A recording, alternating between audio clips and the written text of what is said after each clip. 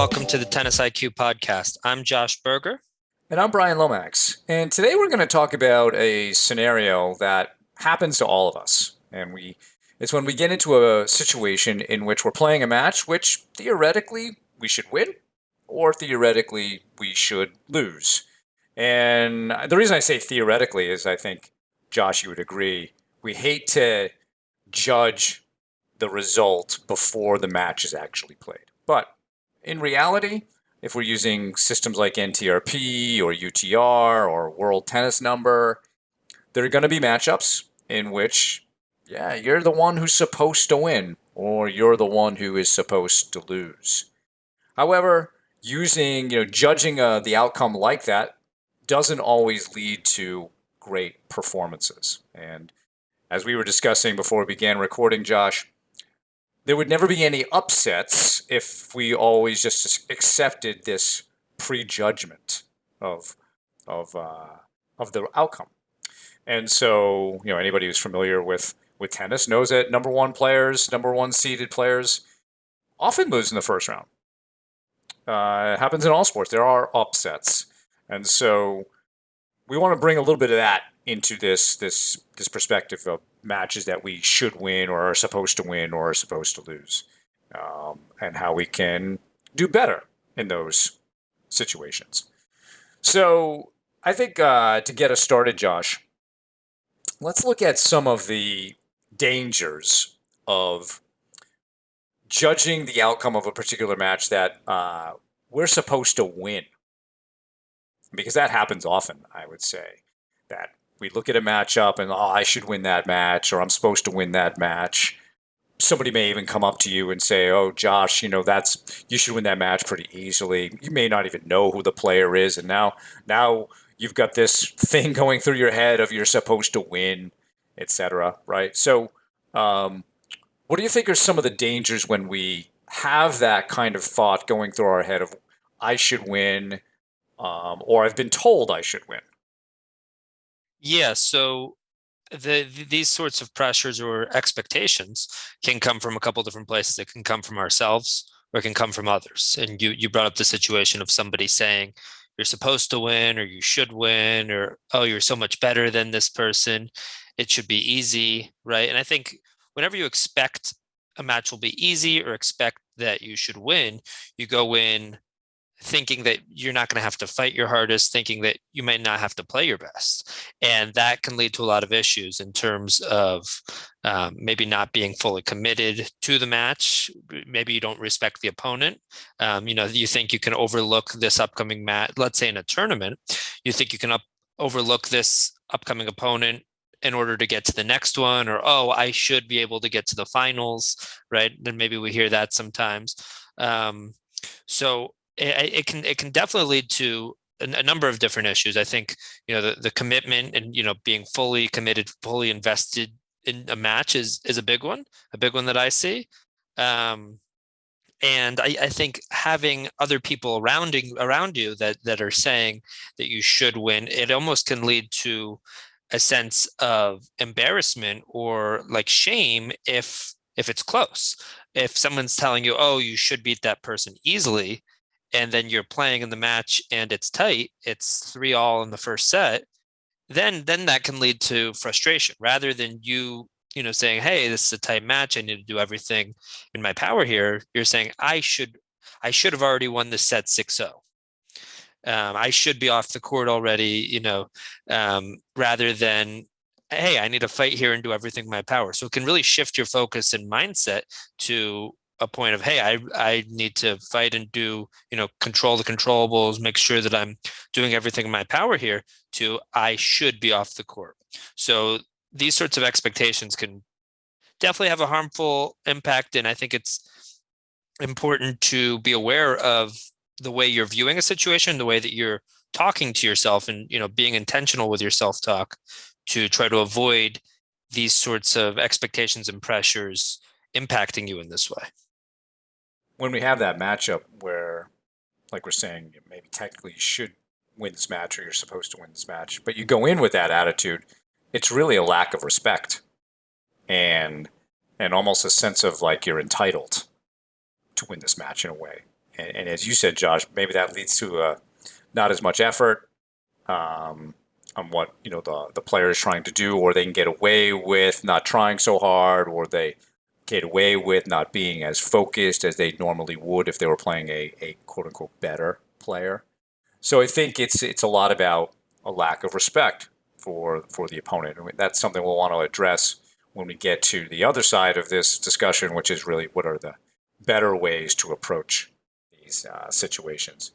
I think this, in both situations of whether we should win or should lose, the big thing that's really at play here is the judgment piece, as well as we're focused much more on the result, winning and losing, and that of course leads to some improper focus when we're actually performing, and that probably is more of an issue in this first situation where you are the better player.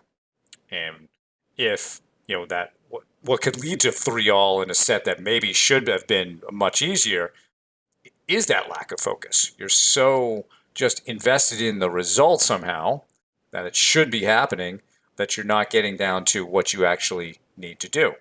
So I remember years ago I was playing in a indoor league here in Massachusetts, which has a time limit of 90 minutes for singles matches. And so one of my teammates did this exact same thing, Josh. He saw who he was playing and he said, "Oh, I'll be done in about 30 minutes."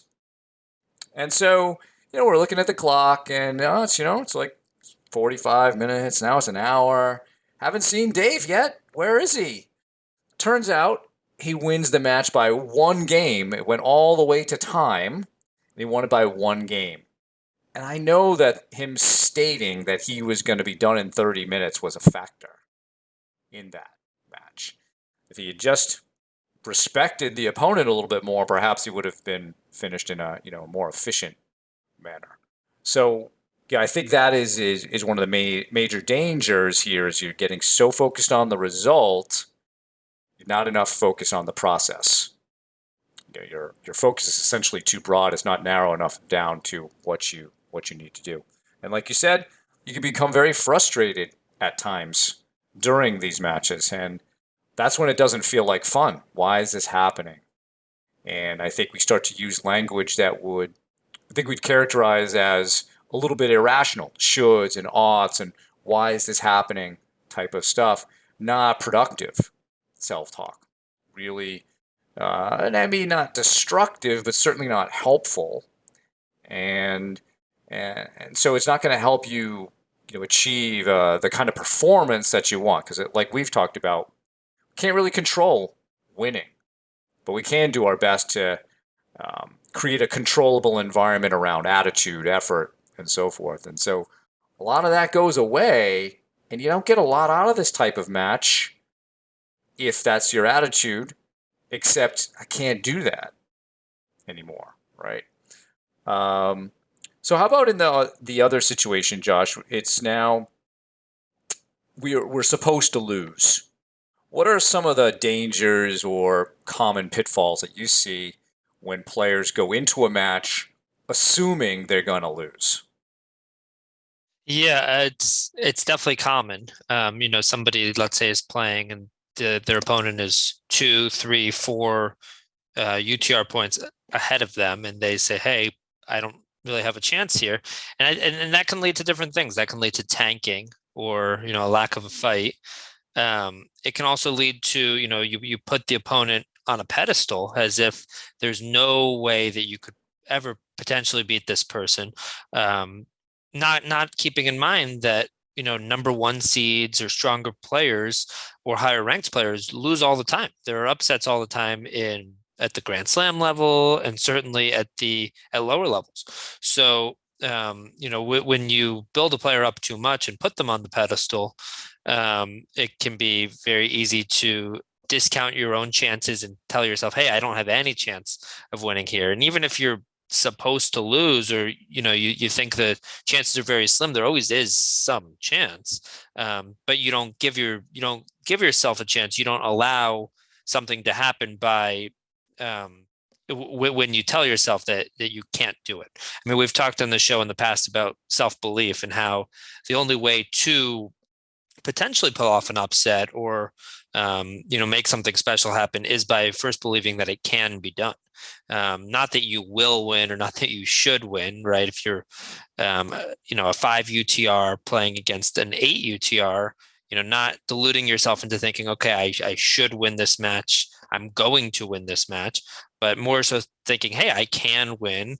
I have the abilities to potentially win this match. And, based on that, you can sort of use that as a starting point, come up with a game plan, right? Maybe you have to take some additional chances, right? Maybe, I mean, we've referenced our conversation with Todd Martin, where he talked about, lower ranked players maybe have 50 in the world or 100 in the world playing against Nadal and expecting to beat him from the baseline. So if you're right, let's say you're not playing against Nadal, but you're playing against a player who is significantly higher ranked or rated than you. Maybe you have to change up your game plan and take some additional chances. Maybe you have to come to net more or go bigger with your serve or whatever it may be. But when you're in this situation where you're supposed to lose, one of the fears is just going through the motions or tanking because you expect it to happen. I think you mentioned the idea of believing, and I want to relate this to hope theory. Hope itself gets a little bit of a bad rap as being this wishy-washy concept, but if you look at the theory behind it, some of the more academic research behind hope, it really has three components. One is identifying a goal and believing that you can get there. That you have the agency, right, the ability to take steps to get there, and then you have the motivation to do it. So really, this is a great situation to apply hope. And when you have that belief, then you can start to create a plan. Because I think that is one of the biggest aspects of this that happens when we're supposed to lose is we go in with zero plan. Basically, we're just going to go and take our beating. And if we can have, like you said, belief, have hope that this can happen, then we can go to the next step and try to come up with a plan as much as we can. If there's that situation where it's a really big difference, okay, maybe the plan is different. Maybe it's just about I'm going to work on my serve, or I'm going to try to do something with my serve, something controllable. But I think that is one of the dangers I see is that players don't go in with a plan. They don't have hope. They don't have belief. And so you mentioned, there's a lack of effort. There's a lack of fight, really due to a poor mindset of I won't win, so what does it matter? And we're over-respecting the opponent. In the first scenario, we're not showing enough respect. Here, probably over-respecting. Because everybody you play, they're human. How do you know that this guy didn't, get a bad night's sleep or was out partying all night or something? Because he didn't respect you. You never know. And so it's if you can go in with a better attitude, with a plan, etc., then you don't know what can happen. But we're all human. Everybody's got a breaking point. We don't want to just go through the motions because there's an opportunity here to grow in some way, hopefully. At the very least, you want to be proud of how you competed, how you conducted yourself in this situation.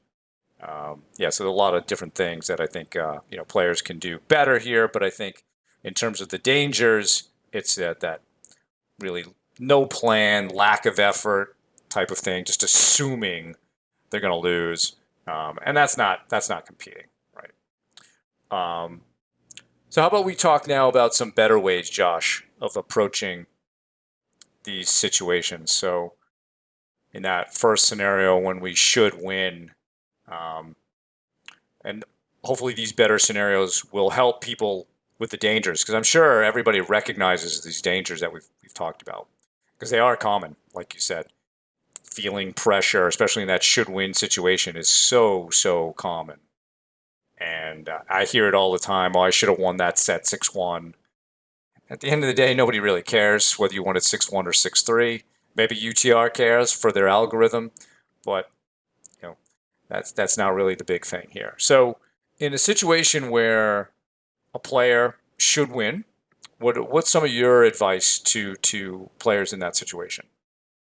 I would say it all starts with the mindset, and you can really break that down into, are you viewing this as a threat or as an opportunity? And once you can view it as an opportunity, okay, even let's say I should win, I'm playing a player who's ranked or rated lower than me, I can view this as an opportunity to benefit in different ways. I can, practice against certain types of players that maybe I've struggled against in the past. Maybe it's more of a counter puncher, even like a pusher type player. Maybe it's somebody with a certain type of strength, maybe a serve or a lefty or whatever it may be. So you can view it as an opportunity to play and to play better, um, to continue master playing against certain types of players, and also view it as a chance to practice certain aspects of your game, as an opportunity to practice certain aspects of your game. I think one way to do this, if there are certain players that like to stick to the baseline, like to maybe be more consistent, more of a counterpuncher player. If you're playing somebody that you should win against, or you're ranked rated higher against, you can decide to come to net a lot more. You can serve and volley. You can chip and charge. You can work on some of these aspects of your game that maybe at times you neglect, or you don't spend as much time focused on, or you don't play as many points at the net, let's just say. And you can incorporate that into your strategy a lot more, knowing that you maybe have a little bit more wiggle room against this particular person. So that's one strategy. Or maybe you decide to use certain shots a little bit more. Maybe it's your slice, maybe it's different types of spins. But thinking about how you can practice some of these other aspects of your game that maybe you don't practice as much or don't incorporate as much, is definitely a good strategy. But it all starts with how you view it. If you can view it as an opportunity to play against different types of players and practice different aspects of your game, rather than a threat of, okay, if I lose this, or if it's too close, it's going to really hurt my UTR rating, or it could hurt my ranking. So it all starts with how you're viewing the situation. Not only is it an opportunity, Josh, but if you're a competitive player, the reality of competitive tennis is you will play people who you should beat. You will play people who are right in your zone where you're even with, and you will play people who are better than you. And so the reason I bring that up is I will hear from a lot of like juniors and their parents that they don't want to play other juniors who are not as good as their son or daughter. They just want to play up all the time. And, when you listen to coaches who are really good at developing players, they'll say, no, you should be playing a third of your practice matches against players you should beat, a third of your practice matches against players right at your level, and then a third of your practice matches against players who are better than you. Because that's reality. When you play competitive tennis, you're going to have to face all of those scenarios. So this is an opportunity to practice playing a realistic situation, somebody you're supposed to beat. And so looking at it that way as a practice opportunity, I think is also helpful because it's real. Um, then you have the opposite. I think we'll get into this a little bit more later, but there are some players who like winning so much that they will rarely schedule practice against somebody who can actually beat them. They want to sort of keep a perfect ledger of I win all the time, etc. And that feeds into something, some sort of ego thing. But then when they get into a tournament, you're naturally going to face people who are better than you. And how will you be able to handle that again if you don't know how to practice or play against that person? So I think you're right. It is how we look at it, but let's add a dose of realism to it. These situations will happen if you are a competitive player. Um, so again, I think when we are looking at the situation of we should win, we've got to make sure respect is a big part of that. Respect everybody who steps out onto the court. They deserve our best effort. They deserve our best attitude. Nothing is entitled here. Everything is earned. Roger Federer had a great quote in a pre-match interview several years ago where he said, "The challenge for every athlete is to bring it every single day." And this was from a pre-match interview where he was playing Richard Gasquet, who he had, I think, he maybe two losses to his entire career. He could have easily said, "I should beat Richard Gasquet pretty easily," but he didn't. He's like, the challenge is you got to do it every single day, because he knew he could lose if he doesn't bring it every single day. And so in this situation, I like to use the pre-match interview as a formula for how to better talk about these matchups. And the first thing you do is you say something positive or complimentary about your opponent. And it could be just they try really hard, they fight hard, they do whatever. It doesn't have to be that specific, or it could be like, hey, so and so has been playing pretty well lately. Hey, she won her first round, so she's obviously playing well. That kind of sets us up now for taking the opponent seriously. Part two of that formula, now bring it back to yourself. Talk about how you've been playing. Confident in your game. I've been playing and training well, etc. And then the last thing is, last part of the formula, what are you going to do today? I'm going to go out there. I'm just going to give it my best effort. Um, play with great attitude. All these little things. You don't have to give away your game plan, but bring it down to the controllable. So what we've done here is move from thinking about the result and shifting the orientation from down to respect and down to what we can actually control. So while most of us are not going to be interviewed before our matches on television, you can have this conversation with yourself about how to talk about the opponent. And when you get really good at that, and then somebody comes up to you and says, "Oh, you should win this match easily," in a way, you know how to deal with it. You can dismiss it and just say, "Look, they have good intentions. It's my teammate or so and so. They want to make me feel better about the match, but I also know that they're also dumping a lot of pressure on me by getting focused on the result. I have to come back to this three-part formula. Say something complimentary about the opponent, talk about how I'm training and playing well, and then what I'm going to do today." And so I think if we can have more of that type of thought process going into the match, and everything you said, Josh, I love, because you're now getting us down to, let's make sure we get specific process goals. Even if you're not working on something new, it might just be, all right, this match, I'm just going to grind this person, right? My cross-court forehand, that's my best shot. I'm going to really look to sharpen that up because I know I'm going to need it in, a future match at some point.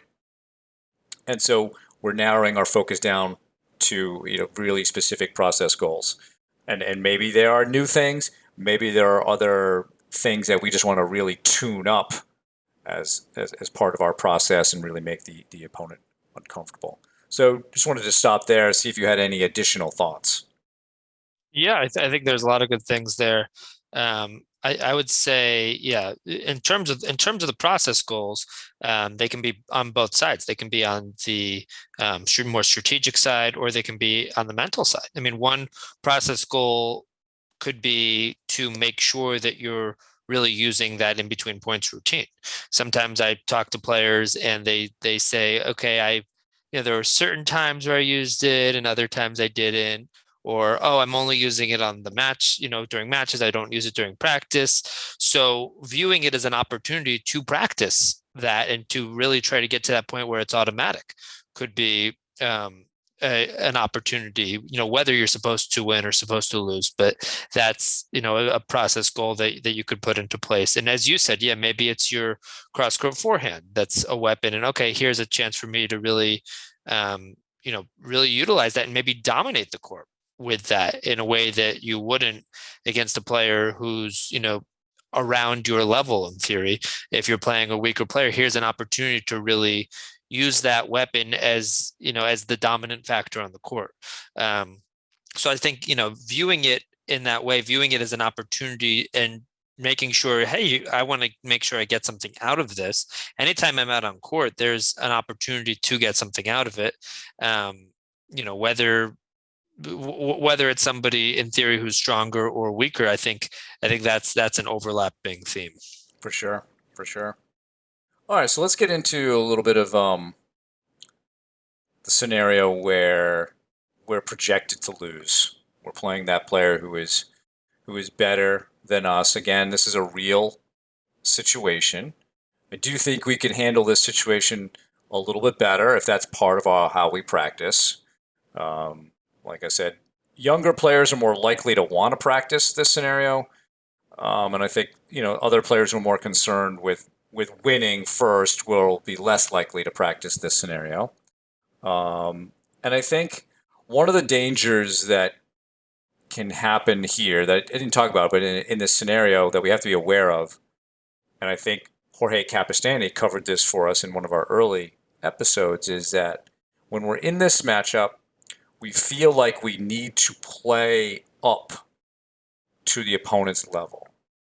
Um, and I mean, that makes sense, right? We think we have to be better.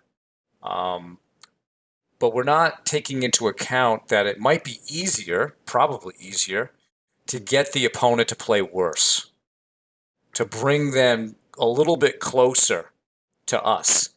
And that's what I think that Todd Martin quote about the way people play Rafael Nadal is so relevant here, is that those players they're trying to raise their game to be Rafa from the baseline, and there's very little chance of them being able to do that.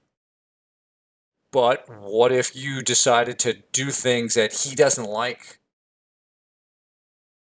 You try to sabotage him a little bit more. You try to make him play worse, get him confused.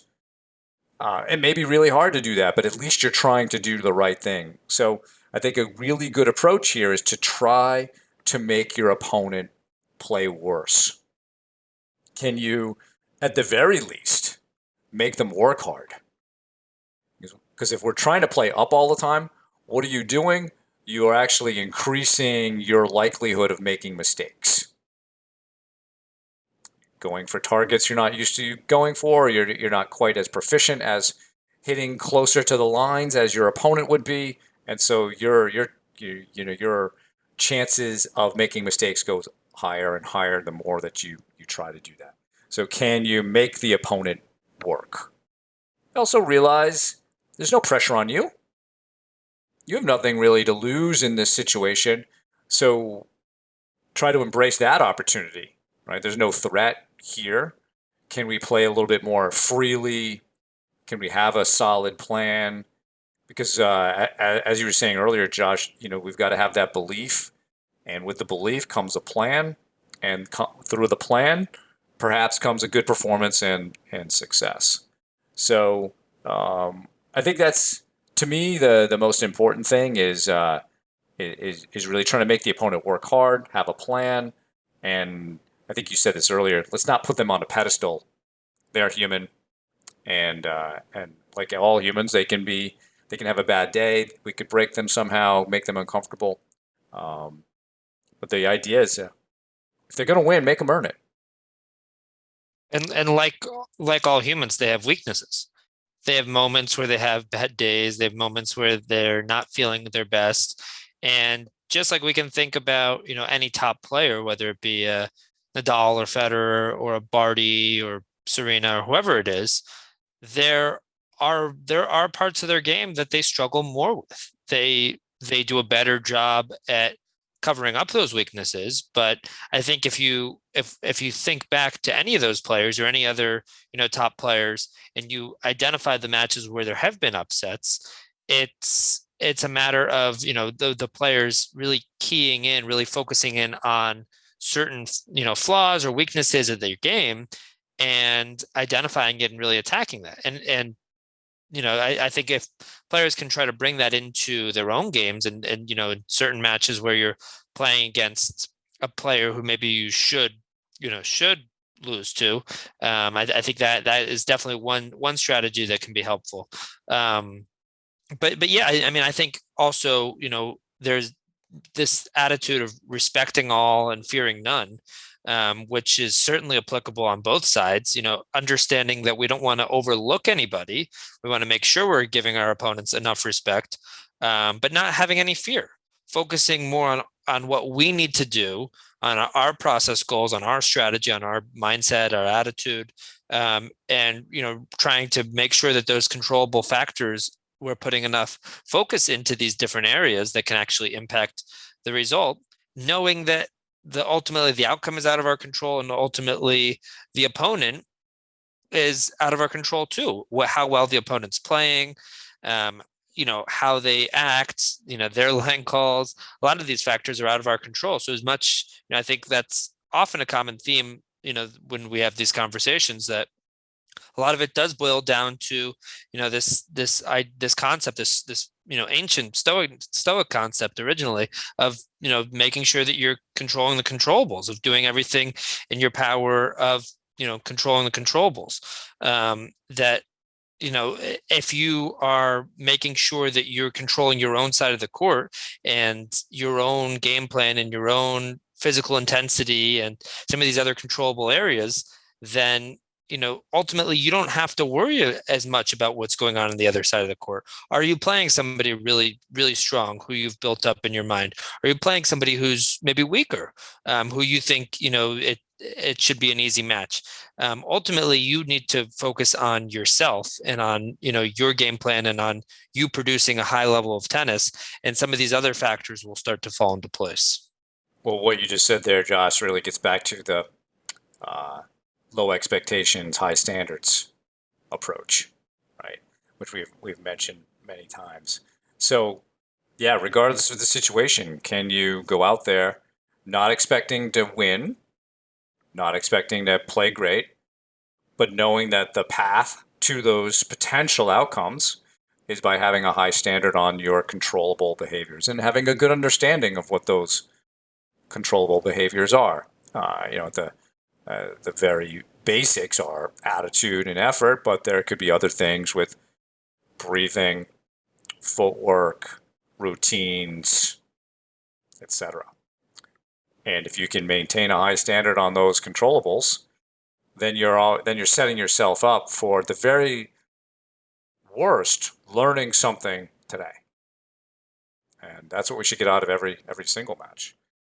I did emphasize the pre-match interview format in the should-win situation, but I'd like to emphasize it here as well.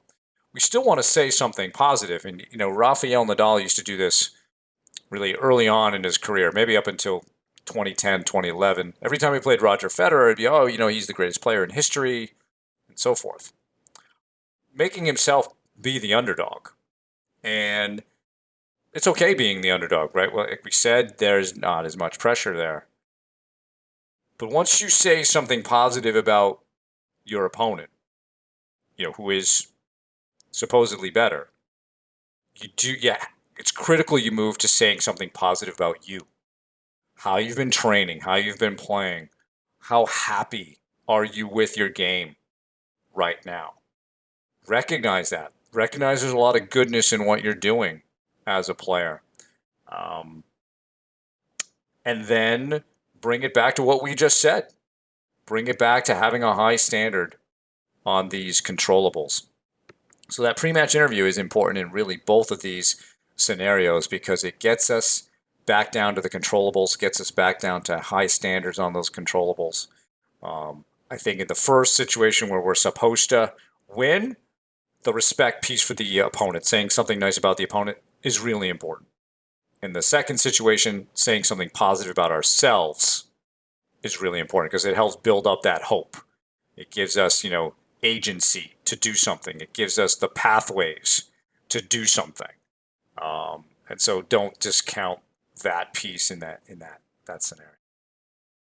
I think that's great advice. I mean, I think, that's something I haven't used, but I think that players that are listening can definitely think about, how they can come up with a similar script or a similar, formula almost. Go through those different stages, whether you're in either of these three situations of a match you should win, a match you should lose, or more evenly matched, with a closer opponent. So I think that's great advice.